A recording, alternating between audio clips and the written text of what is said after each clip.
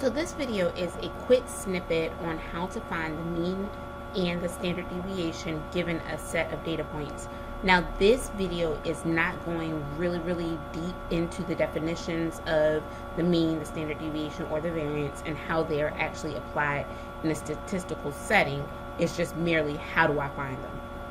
So for this example, using the data points given, find the mean and the standard deviation. The data points that we have are 5, 4, 9, 13, and 10. So that means that our n, or the total number of data points that we have here, is 5. So n equals 5. The mean is the sum of the data points divided by n. So we're going to take the sum of each of those data points, which gives us 5 plus 4 plus 9 plus 13 plus 10, all divided by 5. 5 plus 4, 9 plus 9, 18, plus 13, 31, plus 10, 41, divided by 5. So that means our mean is 8.2. Next, we're going to determine the standard deviation, but for us to get the standard deviation, we have to find the variance. So the variance is the sum of the squares of the difference between each data point and the mean, all divided by n. So I create a chart just to help me organize all of the values, and it really makes me see everything that's happening. So we're going to start by stuffing all of our data points in. So we have 5, 4, 9, 13, and 10. And now we are going to subtract each of the data points from the mean that we just calculated. So what I'm going to actually do, the mean is here, is go ahead and write in the mean, because we're going to subtract the mean in each of these.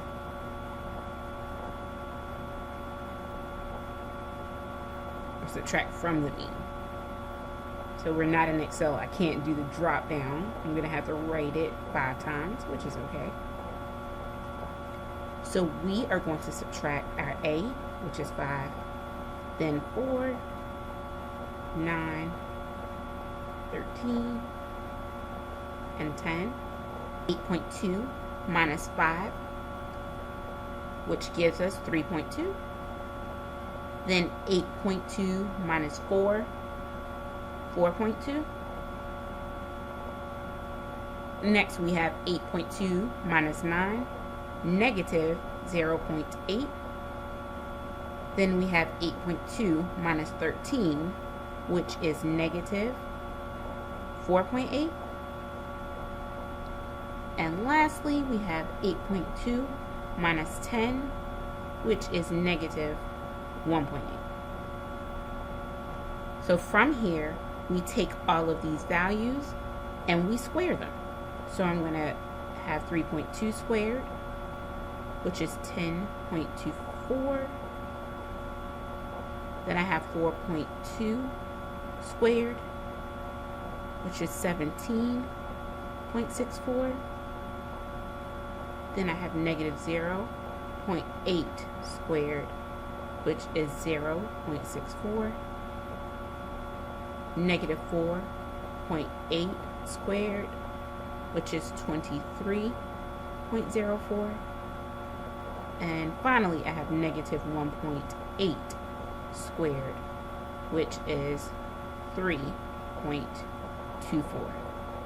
And at this juncture, I now take the sum. This, what looks like a backwards E kind of looking thing, is actually called a sigma, and sigma used in this particular format is meaning the sum, or we actually mean the sum of this. So we're taking the sum of each of these, so the sum of the mean minus each data point, all squared, equals 54.8. Now remember again, we said that the variance, and I'm going to actually write up the formula because I have it in words here, but it's easier to see numerically or in a formula. So we have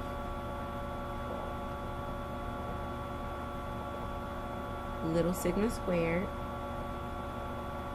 equals the sum of the mean minus a, and the sum of that squared, all divided by n. So for this example, our sum was 54.8, our n 5. So that means that our variance is 10.96. So again, our variance is, and this is also sigma, but this is the lowercase sigma. It looks kind of like a 6, but not really. It's supposed to be a little bit more like that. But we have lowercase sigma squared equals 10.96, and that's our variance. Now, we're going to use our variance to find the final piece of what we're looking for, the standard deviation. So, the standard deviation is simply the square root of the variance. So I'm going to represent that using our symbols. So the variance again was little sigma squared. So the square root of that simply gives us a lowercase sigma. So how do we use that with what we just did? We have the square root of our variance, which was 10.96, which gives us an approximation of 3.31 for our standard deviation.